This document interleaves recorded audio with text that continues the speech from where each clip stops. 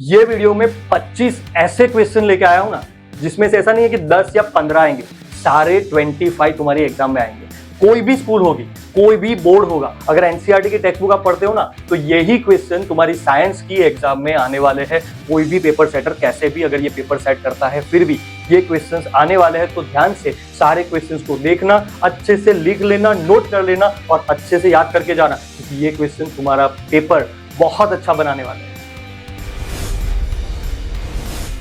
तो यहाँ पे 3 क्वेश्चन मैंने लिखे हैं, देखो स्क्रीनशॉट लेके भागना मत, बहुत ही इंपॉर्टेंट है, इसको समझना। ओके, समझो पहले, 1 2 3 समझोगे तो आइडिया आएगा कि कैसे इनको पढ़ना है। फिर ऐसे बोलोगे कि सर आपने बोला था वो आया नहीं, आएगा, यही आएगा, लेकिन कैसे कैसे आ सकता है ना, वो तुमको समझना बहुत ही जरूरी है। तो क्वेश्चन नंबर 1 क्या बताता है? Define latent heat and fusion, latent heat of fusion, explain why the temperature of a substance remains constant during its change of state. तो ये जो है that is the guaranteed question, मतलब डायरेक्ट वाला question है, आएगा तो ऐसे आएगा, ओके, सीधा आएगा।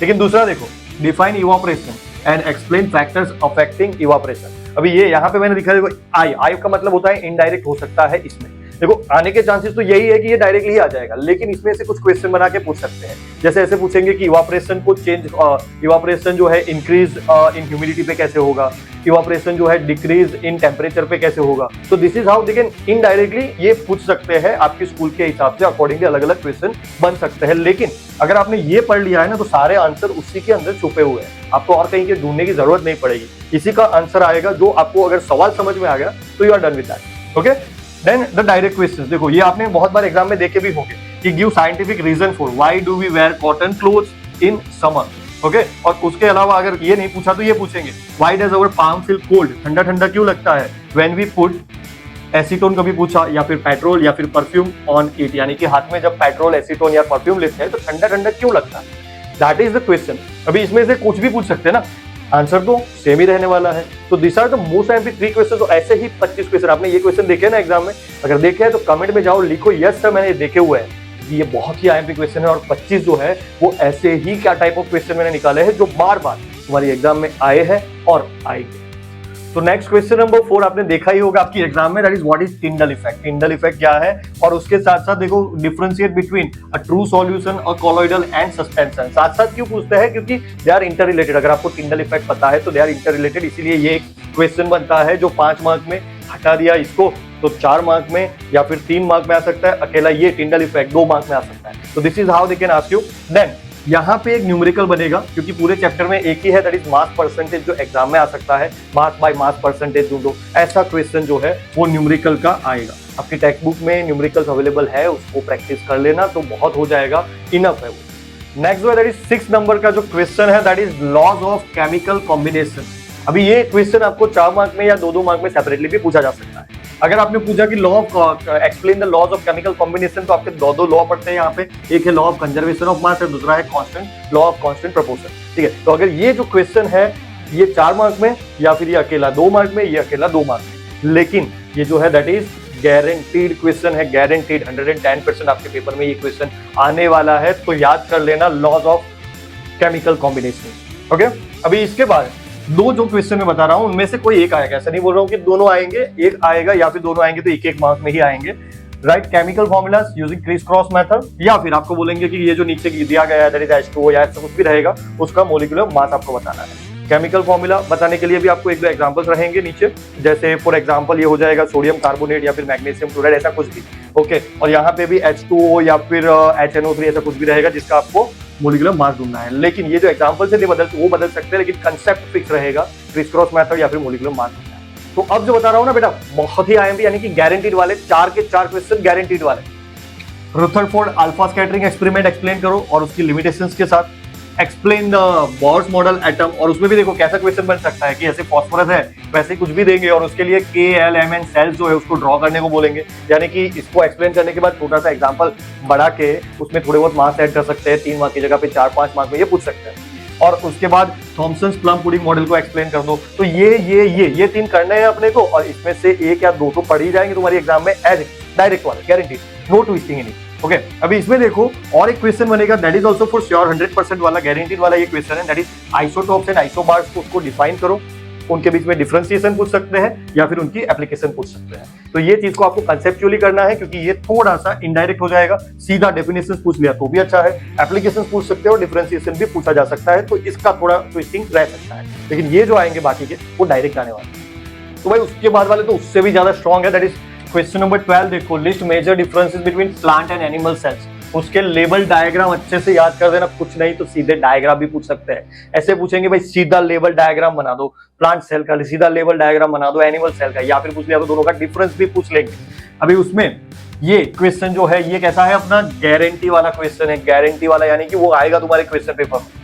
Then explain why. अभी ये जो 3 बता रहा हूं ना, उसमें से 100% आपके पेपर में होगा। That is mitochondria are powerhouse, lysosomes are suicidal bags and plasma membrane is selectively permeable. Question कैसे बनेंगे वो तो आपको पता ही होगा। कैसे पूछते हैं ये बताओ। Why mitochondria is called powerhouse of the cell, why lysosomes are considered to be the suicidal bags. तो ऐसे क्वेश्चंस बनते हैं जो तुमको पता है ऑलरेडी, बस याद कर लेना भाई। इसमें से भी एक, 3 में से एक जो है वो गारंटीड आएगा, यानी कि ये 3 भी पूछ सकते हैं या 3 में से एक भी पूछ सकते हैं। उसके बाद देखो व्हाट इज ऑस्मोसिस, तो ऑस्मोसिस का डेफिनेशन देना है। And what happens to an animal cell. देखो आईएमपी तो देखो कितना स्पेसिफाइड बता रहा हूं मैं, एनिमल सेल ही पूछा जाएगा, यहाँ पे प्लांट सेल नहीं आएगा। कि अगर आपने एनिमल सेल को हाइपोटोनिक या फिर आइसोटोनिक या फिर हाइपरटोनिक सॉल्यूशन में रखा तो उसको क्या होगा, that you have to explain. याद कर लेना अच्छे से भाई, ये सारे गारंटीड वाले, तीनों गारंटीड वाले question.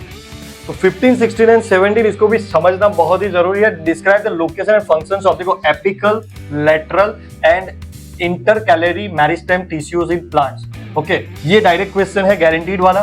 Draw label diagram of, ये जो है ना बहुत ही ज्यादा आईएमपी है, मतलब आईएमपी के ऊपर भी अगर कुछ हो सकता है तो ये वो वाला क्वेश्चन है। ये आपको न्यूरॉन जो है उसका लेबल डायग्राम पूछेंगे या फिर उसका फंक्शन पूछेंगे या फिर उसका स्ट्रक्चर, यानी कि पूरा आपको न्यूरॉन कर लेना है, उसका स्ट्रक्चर, फंक्शन, और अगर कुछ नहीं तो डायग्राम जो है वो तो आएगा ही आएगा। तो उसको अच्छे से कर लेना, न्यूरॉन को बिल्कुल भी स्किप नहीं करना है। वैसे तो 25 ही दे रहा हूँ, अभी 25 में से भी तुम लोग अगर स्किप करने वाले हो ना तो भाई 2-3 बार नहा लो अच्छे से, फिर से करने बैठ जाना, क्योंकि ये 25 को स्किप नहीं कर सकते तुम। Okay, differentiate between striated, smooth and cardiac muscles, इसको भी ऐसे पूछ सकते हैं क्वेश्चन में, थोड़ा वेरिएशन लाके कि function and based on function and structure के बेसिस पे इसको डिफरेंशिएट कर दो। आपको डिफरेंशिएट करना है, ठीक है। 3-4 अच्छे पॉइंट्स उसका याद कर लेना कि कैसे उसको डिफरेंशिएट आप कर सकते हो, टेबुलर फॉर्म में या पैराग्राफ फॉर्म में। ओके, तो ये अच्छे से कर लेना है क्योंकि ये सारे क्वेश्चन आने वाले हैं। अभी मोशन जो चैप्टर है, पता है ना, मोशन में मोस्ट ऑफ जो को टेक्स्ट बुक में भी देखो तो न्यूमेरिकल्स ही देखने को मिलेंगे। और ये 3 इक्वेशंस को याद कर लेना, ये 3 इक्वेशन के बेसिस पे सीधा न्यूमेरिकल आने वाला है। ये वाले चैप्टर में से, मोशन वाले चैप्टर में से न्यूमेरिकल के अलावा कुछ नहीं आएगा। और ऐसे ये जो इक्वेशन है उसी के बेसिस पे सीधा क्वेश्चन आएगा। फॉर एग्जाम्पल, आपको वेलोसिटी दे दी, आपको इनिशियल वेलोसिटी दे दी, आपको टाइम दे दिया, बोला एक्सेलरेशन ढूंढो, या फिर आपको डिस्टेंस डिस्प्लेसमेंट ढूंढने को बोला, बाकी सब यानी कि एक्सेलरेशन, इनिशियल वेलोसिटी, टाइम सब कुछ दे दिया, और आपको बोला एस यानी कि डिस्प्लेसमेंट ढूंढो। तो ये आपको प्रैक्टिस करना है, ठीक है। प्रैक्टिस के बिना सम्स नहीं आने वाले, और सम का जो है वो कितने भी, मतलब वो चाहे उतने सम्स वहां से बना सकते हैं, लेकिन हमें जो है ये 3 इक्वेशन, मेजरली ये 2 इक्वेशन याद करके जाने हैं, क्योंकि इसके ऊपर से क्वेश्चन सीधा बनेगा और इसको आपको सिर्फ वैल्यू पुट करके आंसर लाना है। ऐसे ट्विस्टेड वाले, तुम अभी 9th में हो, इतने ज्यादा ट्विस्टेड करके आपको क्वेश्चंस नहीं पूछेंगे, सीधे क्वेश्चंस रहेंगे। जस्ट समझ लो कि कौन सी चीज को क्या बोलते हैं, ठीक है। प्रैक्टिस करो अच्छे से।